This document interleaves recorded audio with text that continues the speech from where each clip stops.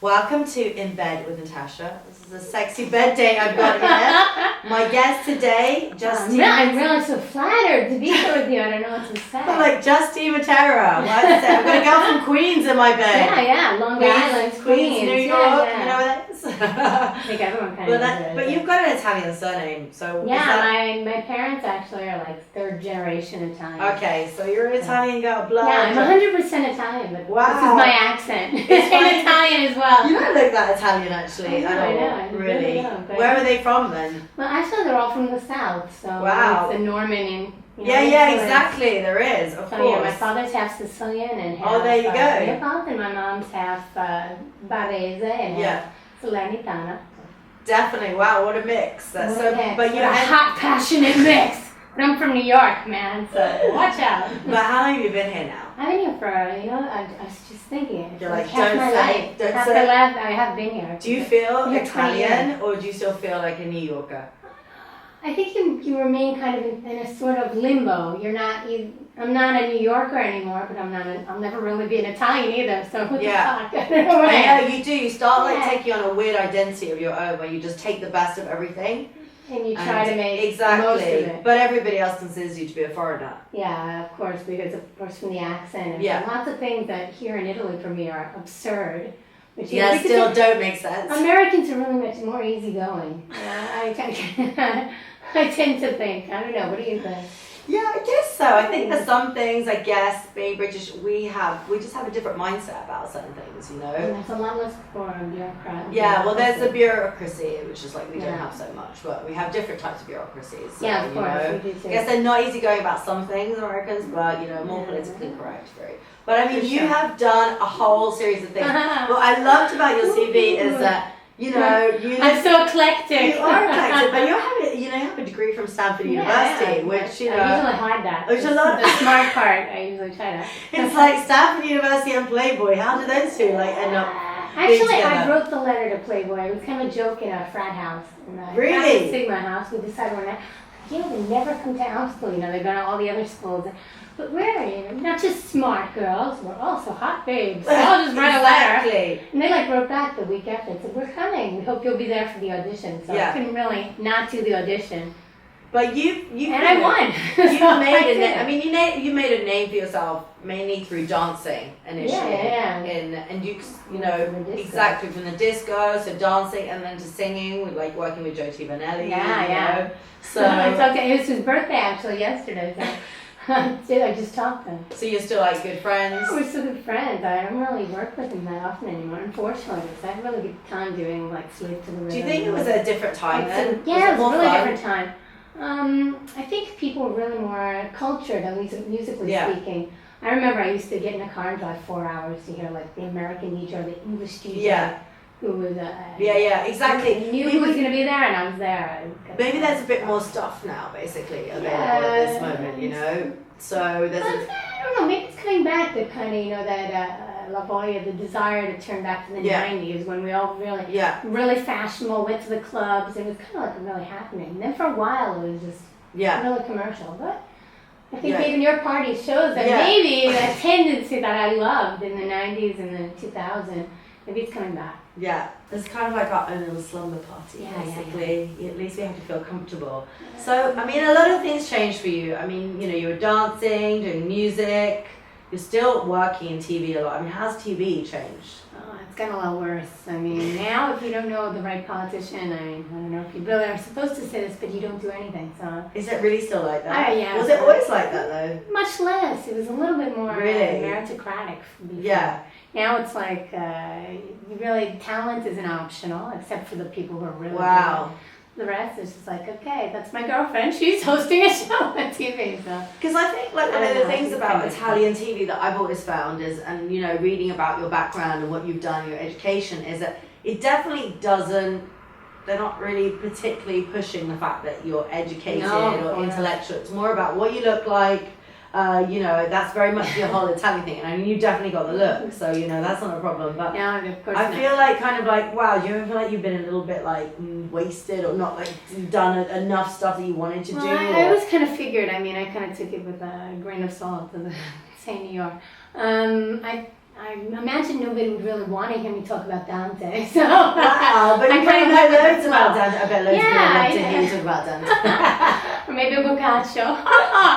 But I don't know. I kind of just went with it. That's the reason why I'm even here in Italy. I was like, all right, maybe I'll go back to New York. Maybe I'll get a real job. And then I kept on getting offered other things to do. So I just said, all right, I'll just go with the wind. And I ended up staying here. And then, it's 20 years ago. So. I know. Well, it's happened to me as well. I was talking about it last night. They say, how long have you been, people ask me, how long have you been in Italy? I'm like, I don't even want to tell them anymore. Yeah, it's like, Jesus, is it that long? And it gets to that point where you're anchored here. When did you come here? Yeah, there you go, you're asking me. I've been here about 20 years. 13 years I've been here as well. So but you do get anchored here because in some ways as a foreigner you get to do a lot of cool stuff as well. It's true. You have other opportunities that maybe you wouldn't have in England or in the United States because you're definitely different. Yeah, exactly. But then it's like, do you want to fall in with all the other foreign girls who don't do anything but are different, or do you want to do something really special? Yeah. So I think that's probably what makes you different from those. Yeah, I guess I'm not so much of a show girl, or doing that kind of stuff, or presenting, and I can imagine that world is very tough in Italy today, basically, Yeah. So, and also things have changed now because you've made a life, you've had my kids. My kids. So not really that disponibile, not really that available as it was before. Before I'd be out at the clubs every day, and I had a great time. Sometimes I'd like to go back, but my husband is such a stiff. He never wants to go to any party. He's really jealous. He is Sicilian. So. We're going to tell him that now. I want you to say to me, you didn't say that about me, did you? He's good. I won't even say it. So what about next project, though? What do you feel like? What is it you haven't achieved yet that you'd like to achieve here in Italy? Do you still see yourself with the? I try to be realistic because lots of things I'm just not really, not into going to the dinners. I'm not a kiss ass. I've never been licking people lips. Maybe that's a problem too, because I'm not one to compromise. I like you or I don't like you. You understand? That's definitely a tough one in our industry. I'm not very diplomatic, but I have done a lot of theater, and probably that's where you see.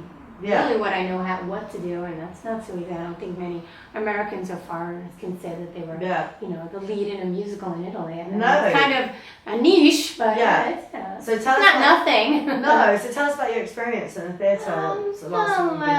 Even there, I'm not a singer, I'm not a dancer. I'm an English lit major, so I kind of learned all that stuff when I was here. And of course, I did make the most of my resemblance to Marilyn Monroe.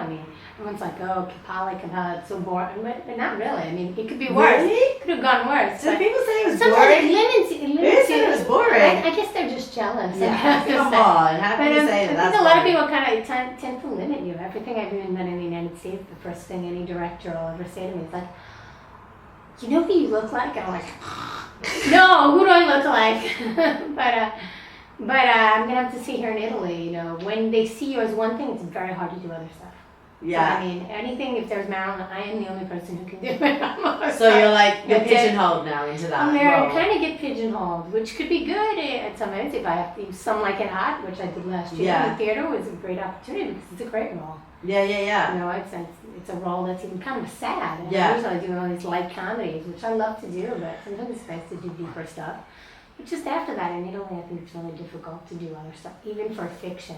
Because having this accent, it always has to be justified. So what parts are there for Americans? Either the heiress who's, are married to somebody, or it's not like if you were Russian, then you could be like the slut. Or it's not such a good accent to have here. You don't have that many parts. So you could be the teacher, the English teacher. I don't know. How often did you go? Did you go back to the States? I go back to the States about 2 months a year. Okay. To keep them from. And do you miss it? I do. A lot of people are like, "What are you still doing in Italy?" But here's my life. Yeah, exactly. It's not like and I have a lot of perks here that I wouldn't have. Exactly. I know. Maybe I could have them because then other people are really fast to say, "Yeah, you came here because you couldn't have done anything." No, it's not like that. It's not like that. You came. What was the main reason that I came here to study because I have a degree in Italian literature and English, and I did all the Italian studies in Florence. And then I kind of noticed, I was like, wow, I think I can make money in this country. Yeah. I had that feeling. You sort of window of opportunity. And I came here, but it wasn't that I don't think I would have done nothing in the United States. It's just that you have to, when you start, building something in one country, it's very hard to go back after 20 years and start all over. I had a lot of energy at 20. I got a little bit less now. I know exactly what you're talking about because people always say that to me. So, what are you doing here while you're in London? I'm like, I don't want to slug back and start at the beginning. It's not like that.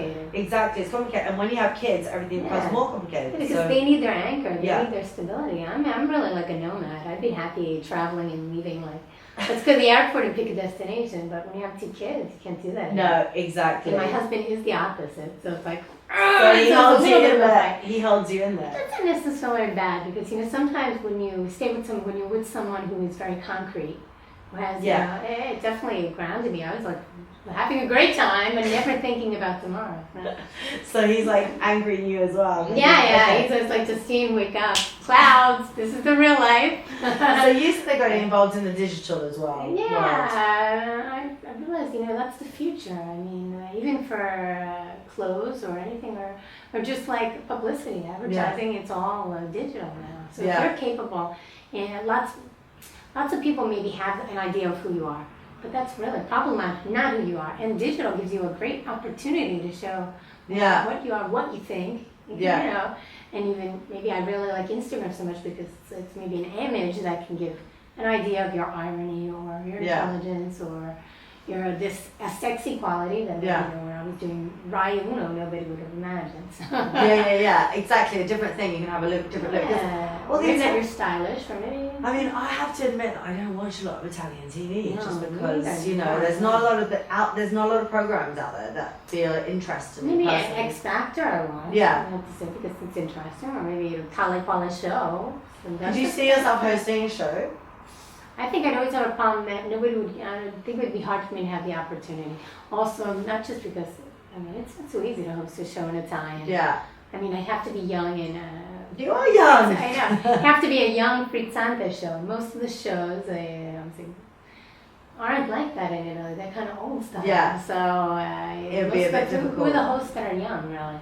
So do you have any of your own little projects that you're working on the side, I developing? do a lot of other stuff. I'm doing a web series, other stuff. That's a huge development now as well. We'll see. I mean, it's kind of a cute idea. Start filming in January. This kind of project. Great. I'm doing Shakespeare right now. Wow. Okay. It's a foreigner role in the Shakespeare, but Okay. I like the things that interest me because I guess I'm at a point where I'm lucky enough that I really don't have to work, but I've never ever asked anyone else for anything anyway, so I really like to work anyway. So to do your own it's a good projects. moment where I choose 2 projects that inspire me, projects that are interesting. Maybe collaborate even with someone even like you. Who knows? Absolutely. I love collaborations. I get to every once in a while. I'm kind of crazy, kind of weird with my ideas, and sometimes that's like the right chemistry to get something maybe big. So just have the courage. So it's Italy for the time being. It's Italy for the time being, unless somebody from far away offers me a lot of money and says come on, and then I could probably get up and go as well. And see yourself doing something else. Yeah, I'm adaptable. That's maybe one of my best characteristics. Is I was born in New York. I studied in San Francisco. I drove across the United States and I left. I was always alone. And you're like, now I'm here in Milano. I'm here in Milan, and when you say I'm responsible, like a lot of other people. How old are your kids now? They're 7 and 5. Wow. Okay, so this is an age also where you need to be there, and and just you can't be all over the place. All over the place. They count on me. Yeah. And I am one person who really takes it seriously. Yeah. So absolutely. I gotta be there for them. I don't know if that means when I'm 60, I can be okay. Now I can go, and it's a little bit late. They'll be like, "Can you do Marilyn when she's 60?" I'm like, okay, I'll do the part that no one saw because she died. So I'll work on that other part of her life. Okay. Oh, thanks so much for coming here today in bed with us. And Okay. I'd love to keep chatting with you now. Yeah. We'll say goodbye and turn the cameras off. I'm going to pull down my dress because as I'm laying here. Thanks so much. Thank you. Bye. Ciao, ciao.